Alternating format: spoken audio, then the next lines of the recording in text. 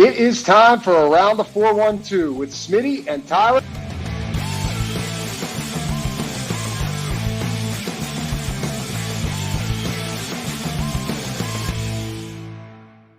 Welcome back to another episode of Around the 412. I'm Tyler. With me, as always, is my co-host, Smitty. Follow us on all of our social medias at Around the 412. Go check us out on YouTube if you're not already. Subscribe to the channel. Leave a like on the videos. Whether you're watching on YouTube or on the listening platforms like Spotify, Apple, or wherever you find your podcast, go check out the description. We've got several links to several of our sponsors, but the top one is not a sponsor. It's our GoFundMe link to Rockin' Around the 412, Year 7. It's our Christmas fundraiser where we help provide children in the local Pittsburgh area, 724-4122 area codes, with Christmas, with the help of everybody that donates. We've raised over $32,000 the first 6 years, of the mission.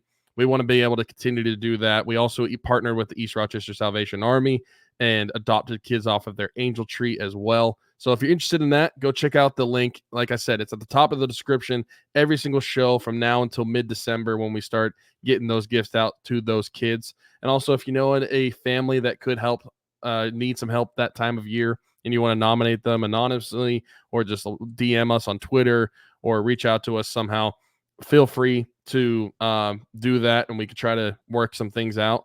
We'd love to be able to help as many people as possible, and we need to continue to spread the message in order to do that. So go check out that link.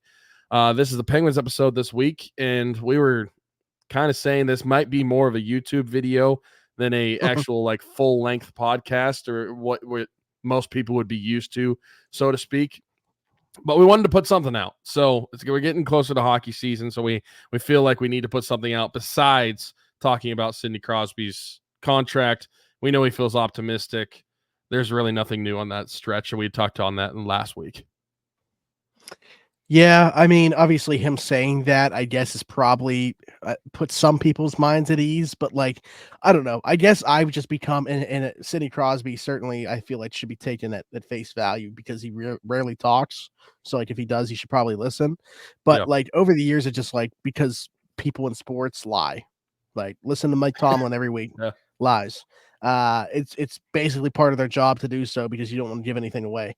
In this case, I don't know. I'm not going to feel all that different until it's done, I guess is my point in saying all of that, which I do believe is going to happen. But like, until we get there, I don't think him saying anything necessarily made me feel one way or the other about it, because I already felt how I did, and that wasn't going to change anything.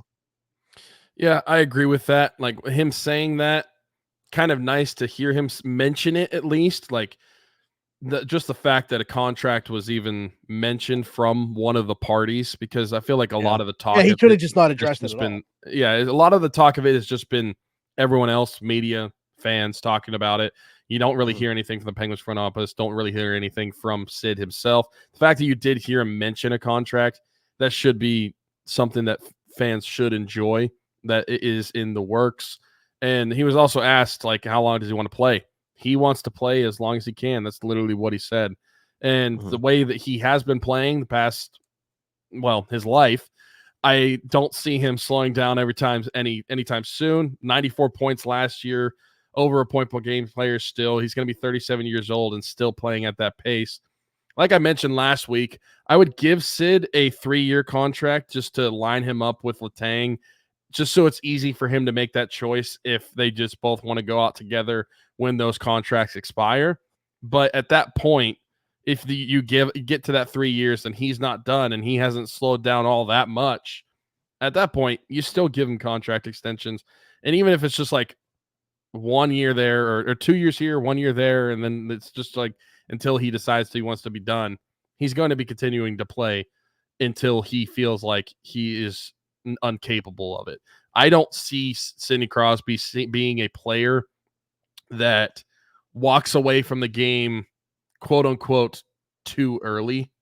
I feel like he is literally going to be hungry to play hockey as long as he can. So maybe I'm wrong. Maybe in 3 years he does retire, even if he's still playing at a high level. But if he's playing at a high enough level still, I just envision him playing until he is kind of just dropping off, and then you might see him hang him up. But it is interesting to see Sid actually address it.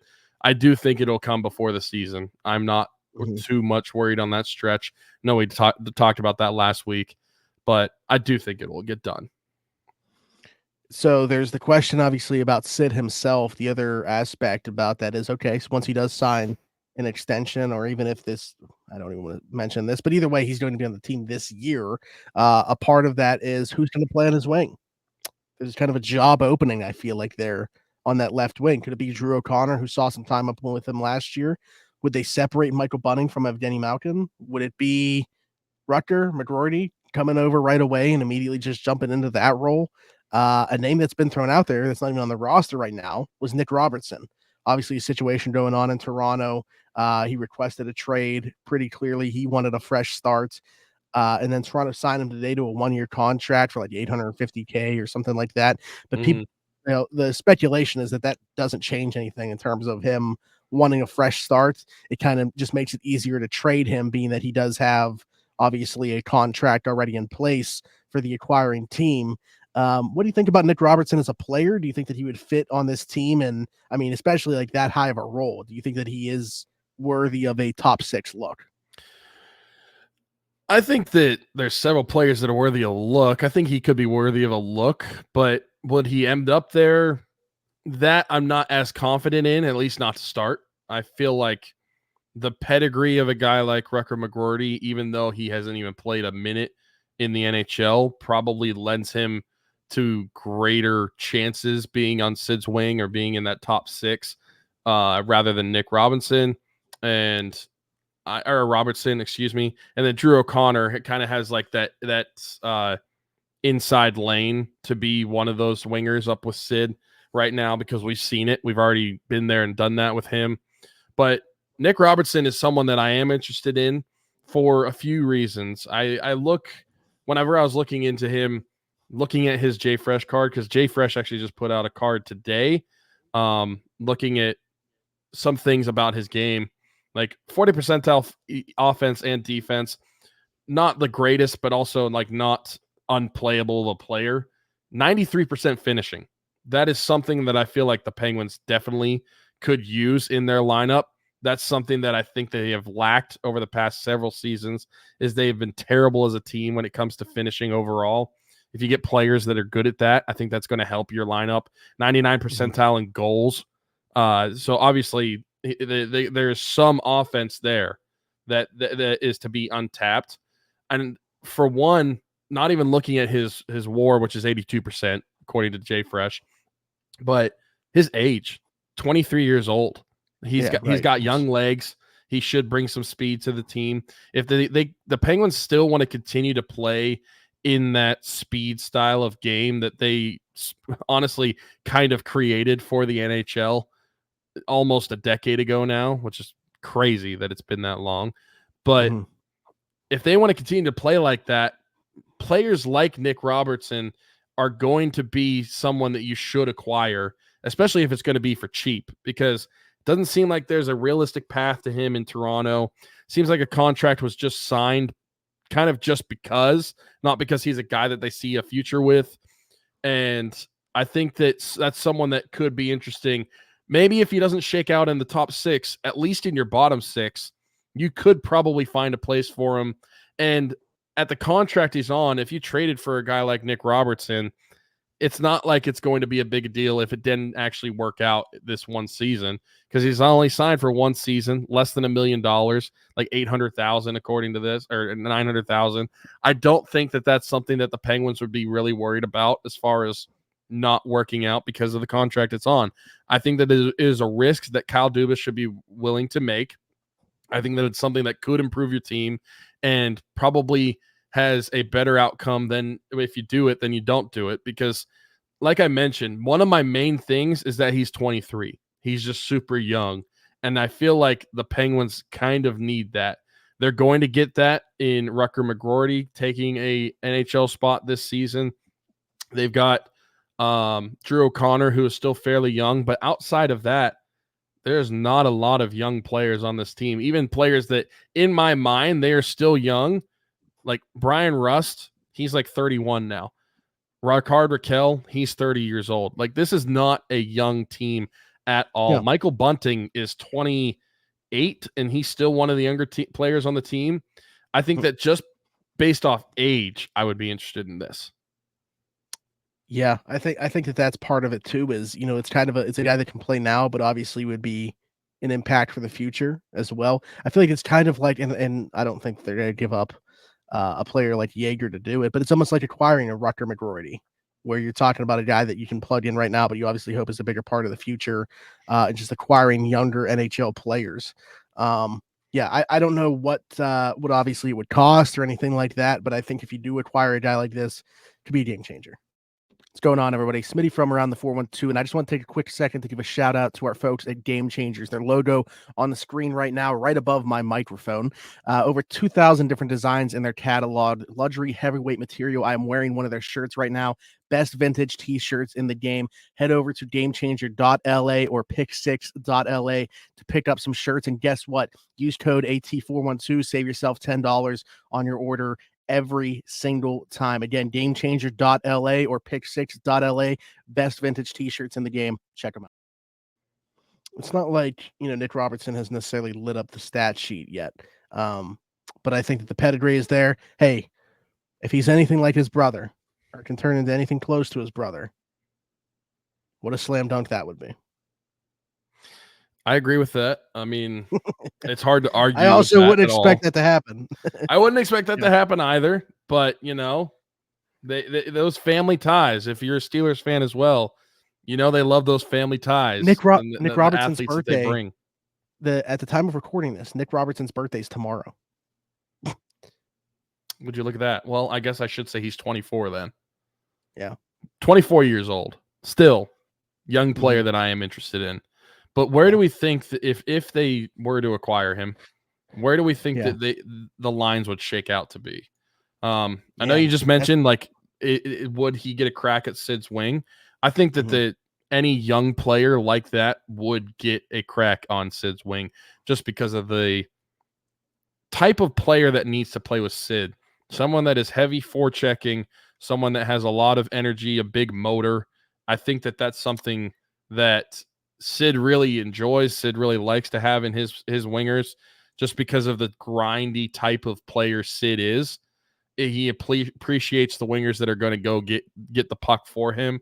That's why he loves having Brian Rust for as long as he had, because that's exactly what Brian Rust is capable of doing. So maybe that does find a spot, but assuming, and I think that you're in this camp too, Nick Robertson doesn't get that spot, where do we think he would shake out in the lineup? Because as of right now, I think that second line is pretty much set. I don't think that he would be moved to the second line at all, assuming that Malkin, Bunting, and Raquel just stick together.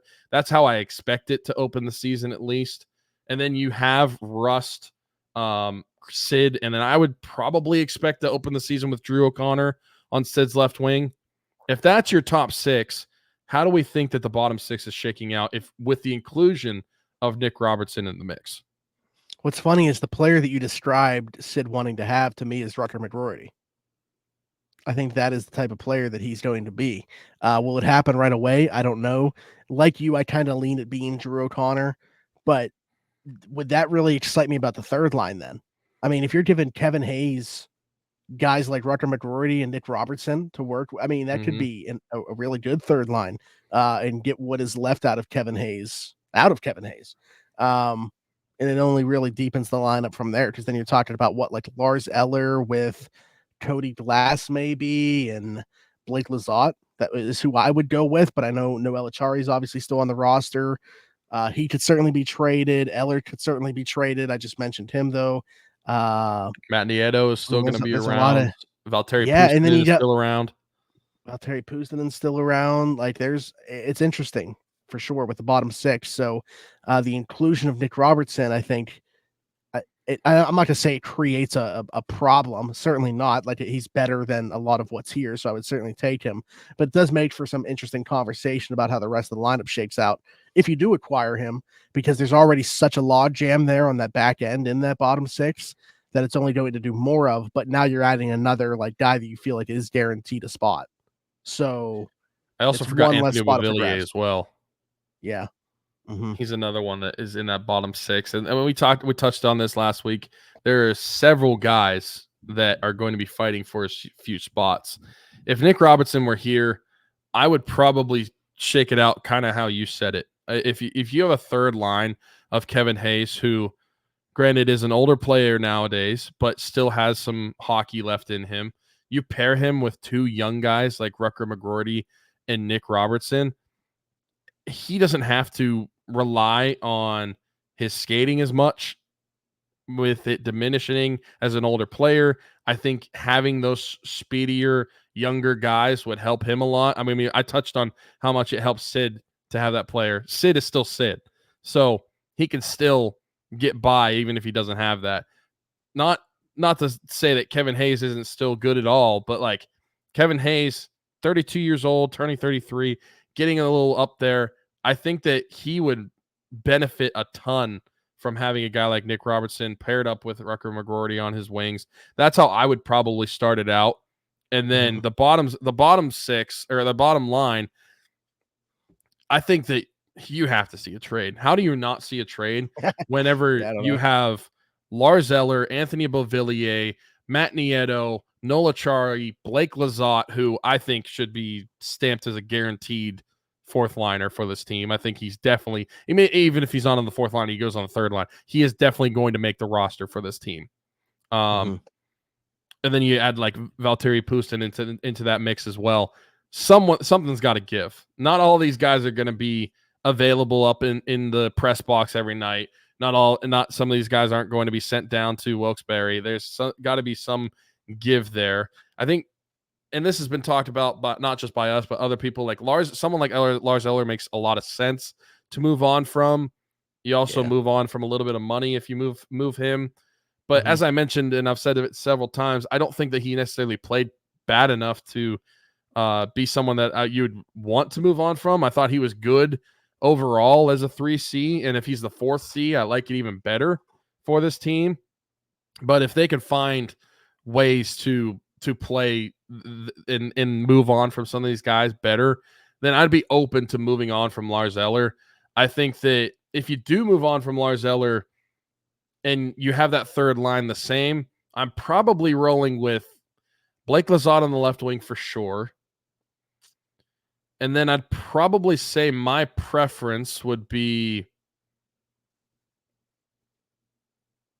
Noel Acciari probably centering the 4th line and then having Valteri Puustinen on the right wing. Or Cody Glass. That's another one that I completely forgot about. Cody Glass probably on the right wing then. Him or Puustinen. Nothing against like Nieto or Beuvillier. I just think that you have some better athletes there. It's gonna be interesting to watch. Like you, I think a move makes sense. The closer we get, I'm not saying it makes it less likely it's going to happen, but Lars Eller seems to be the one that makes the most sense to me. I thought he could have been moved last year. Maybe they strike while the iron's hot. Maybe, due to unfortunate circumstances elsewhere, maybe we see an injury happen during training camp or the preseason or something, and you can move one of those guys then and capitalize on that. As bad as that sounds, I'm certainly not wishing for that to happen to anybody on the other team, but it's certainly possible that it does. But yeah, as it stands right now, just there's too many guys. Not all of them can make the cut. Smitty from around the 412 here, and while I may not have much hair, the hair that I do have will not be cut by anybody besides Keek at Keek's Barbershop. My friend Christian Circle, been with us since day one. Keek's Barbershop, located 401 Burkitch Way, Suite 2 in Beaver, PA. Download the app The Cut. Book an appointment with Christian today, or you can do walk-in with Tony or Ashley. But again, Keek's Barbershop, 401 Burkitch Way, Suite 2 in Beaver, PA. Go check them out. Old school vibe in there. Absolutely love it. Cannot recommend them enough. Wouldn't go anywhere else. Maybe I'll see you there. So it'll be interesting to see how that shakes out. Makes for great competition for sure during training camp in the preseason. Anything else to add? No, Penguins training camp starts pretty soon, right? People are coming back to Pittsburgh. People kind of funneling in. Does it start next Monday? I'm trying to think of when it starts. September 18th. Yeah, so next next Wednesday is when it starts. Yeah. Okay. So we're about a week away. So a week from now we could be talking about some headlines going into training Maybe camp. Sidney Crosby extension. Maybe a Sidney Crosby extension. Maybe a trade is made before training camp. I assume if a trade is going to come, it'll be after training camp, or at least partway through training camp. I am assuming Kyle Dubas would want to see how these guys are performing in training camp before making a decision like that. Makes sense. Yeah. Well, that'll do it. So subscribe, hit that notification bell, hit us in the comments with your thoughts on what we talked about, a question for a future episode, all that good stuff. Also leave us a 5-star review and subscribe if you're listening somewhere else, Apple, Spotify, wherever your podcast from. And whether you are watching or listening, be sure to check out the description of the show where there's a bunch of links, all our sponsors. One of those, Everything Custom Designs, our friend Haley Wagner's small business. Let me tell you about them. Need a custom t-shirt, hoodie, tumbler? Stop what you're doing. Don't go anywhere else. Check out the link in the description. Everything Custom Designs, our friend Haley Wagner, small business. She can do all that for you. She even does Around the 412 merch, t-shirts, hoodies, long sleeve tees, bunch of different stuff. I even got a tumbler from her as well. So go check out the link in the description. Goes directly to her Facebook page. All of her stuff can be found there. Again, Everything Custom Designs. Haley Wagner. She does great work. Can't recommend her enough. Go check it out. So be sure to check that out. Hoodies, t-shirts, long sleeves. Hopefully I can rock one of the hoodies or something next week to show you guys, or at least have it on screen to show you them. I probably won't be anytime soon just because it's still 90 degrees in Oklahoma, but maybe in October, November. There you go. DC4L Customs link down below as well if you want some shorts from us. There you go. 80 degrees in Oklahoma. Maybe you can use some Round the 412 shorts. Game Changers and Pick 6. Use code AT412 at checkout. Save yourself $10. A bunch of new designs just recently added over there as well. And then, of course, Year 7 rocking around the 412. Every single penny donated goes directly to providing Christmas in its entirety for kids in the 724 and 412 area codes. We also, the last couple of years, have started partnering up with the East Rochester Salvation Army. They do their angel tree every year at Christmas. So we've been helping out with that as well. I think that's it. Be sure to follow us on everything at Around the 412. Like I said, subscribe, and hit that notification bell here. Until next time, for Tyler, for Smitty, this has been the Around the 412 Penguin Show. We'll see you next time. Bye-bye.